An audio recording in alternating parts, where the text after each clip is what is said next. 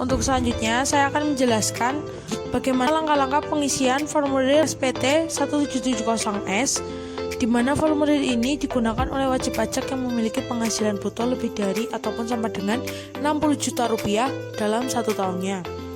Langkah awal pengisian formulirnya, wajib pajak bisa membuka website resmi di djponline.pajak.co.id, kemudian login dengan memasukkan NPWP dan kata sandi akun DJP Online yang telah terdaftarkan sebelumnya.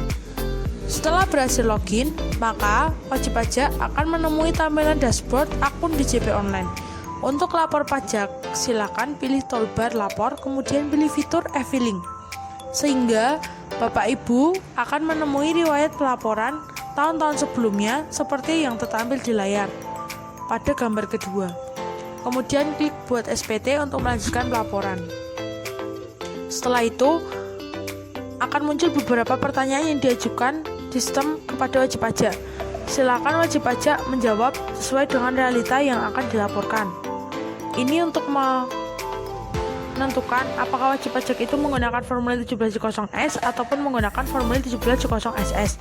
Di sini akan saya contohkan bahwa saya penghasilannya lebih dari 60 juta rupiah dalam 1 tahunnya, sehingga akan diarahkan menggunakan formulir 1770S, dan saya memilih fitur dengan panduan agar saya tidak kebingungan dalam pengisian SPT online ini. Kemudian klik SPT 1770S dengan panduan warna merah yang telah ditunjuk oleh anak panah. Setelah itu akan tertera langkah pertama dari 18. Langkah pertama yaitu untuk pengisian tahun pajak dan 1 SPT. Tahun pajak di sini merupakan tahun pajak yang akan dilaporkan oleh wajib pajak, dan 1 SPT-nya silakan diklik normal. Setelah itu klik langkah berikutnya.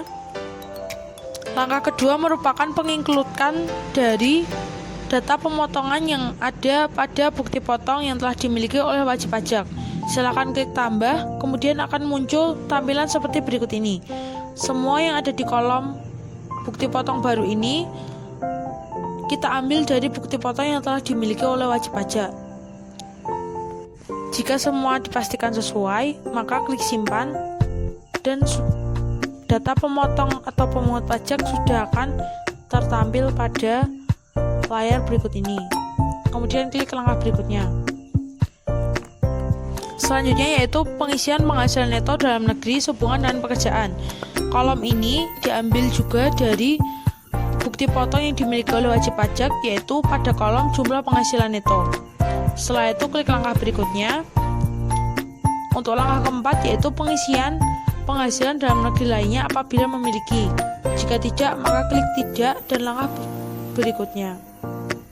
Kita masuk langkah kelima, yaitu mengenai penghasilan luar negeri. Apabila wajib pajak memiliki, silakan klik iya dan tuliskan nomor atau nominal jumlah penghasilan neto luar negerinya. Dan apabila tidak, silakan klik tidak. Kemudian kita masuk ke langkah berikutnya. Untuk selanjutnya yaitu penghasilan yang tidak termasuk objek pajak.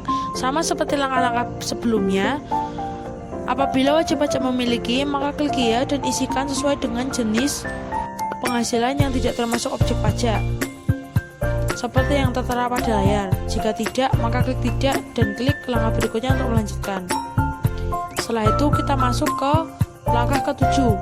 Langkah ketujuh ini merupakan data PPh final yang dibebankan kepada wajib pajak. Apabila ada, maka silakan diklik iya dan klik tambah dan isikan sumber jenis penghasilan sesuai dengan jenisnya. Apabila wajib pajak tidak memiliki, maka klik tidak dan kemudian melanjutkan dengan klik langkah berikutnya. Untuk selanjutnya kita masuk ke harta. Untuk harta ini wajib diisi oleh wajib pajak untuk kelengkapan SPT-nya. Apabila tahun kemarin sudah pernah mengisikan, maka klik harta pada SPT tahun lalu terlebih dahulu. Dan apabila mau diubah atau hapus juga bisa, silakan diklik dan diperbaharui sendiri. Namun apabila belum pernah mengisikan harta pada SPT tahun lalu, maka klik tambah dan diisikan data-data harta yang dimiliki oleh wajib pajak itu. Jika semua sudah sesuai, maka klik langkah berikutnya. Kita masuk ke langkah ke-9 yaitu mengenai hutang. Sama seperti harta, klik pada utang pada SPT tahun lalu terlebih dahulu apabila tahun kemarin memiliki hutang dan sudah pernah diisikan. Dan apabila ada perubahan utang, maka bisa diklik ubah ataupun bisa dihapuskan apabila utang tahun lalu itu sudah hilang. Utang di sini yaitu per 31 Desember atau per akhir tahun pajak yang dilaporkan. Apabila ada utang baru waktu tahun 2019, maka klik tambahkan dan isikan sesuai dengan data-data yang realistis. Kemudian jika sudah semua dan sesuai, maka klik langkah berikutnya untuk melanjutkan. Selanjutnya yaitu data tanggungan. Untuk tanggungan sama seperti langkah hutang dan harta, maka klik tanggungan pada SPT tahun lalu jika pernah mengisikan, dan jika belum silakan langsung klik tambah dan diisikan keluarga baru atau isikan data-data tanggungan sesuai dengan realita. Silakan klik langkah berikutnya untuk melanjutkan. Langkah 11 silakan diisikan apabila ada dan klik tidak apabila tidak ada. Langkah berikutnya yaitu mengenai status kewajiban perpajakan suami ataupun istri. Di sini silakan isikan status kewajiban perpajakannya sesuai dengan yang ada di bukti potong. Entah itu K0 atau K berapa, silakan diisikan sesuai dengan yang ada di bukti potong. Jika sudah sesuai, maka silakan klik langkah berikutnya untuk melanjutkan. Langkah ke-13, apabila ada kredit pajak luar negeri, bisa diisikan ya dan diisikan nominalnya. Apabila tidak, klik tidak dan langkah berikutnya.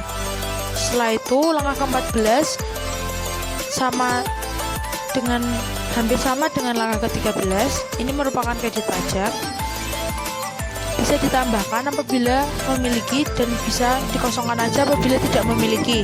Kemudian klik langkah berikutnya. Langkah ke-15 ini merupakan akumulasi dari data-data yang telah wajib pajak include-kan dari langkah sebelumnya sampai ke langkah 15 ini. Jadi semuanya sudah tertera di sini, dan apabila statusnya nihil warna hijau yang paling bawah, maka pengisiannya sudah benar dan tidak perlu kurang bayar, tidak perlu membayarkan ataupun mendapatkan kelebihan bayar lagi. Jika sudah nihil, silakan klik langkah berikutnya untuk melanjutkan. Untuk langkah ke-16 ini, apabila ada kurang atau lebih bayar tahun-tahun kemarin, maka bisa diinclude-kan. Jika tidak ada, maka bisa di langkah berikutnya dan dikosongkan saja. Setelah itu kita masuk ke langkah ke-17, yakni mengenai pernyataan. Apabila data-data yang telah diisikan sebelum-sebelumnya itu sudah sesuai, maka klik setuju dan langkah berikutnya. Setelah itu kita masuk pada halaman kode verifikasi.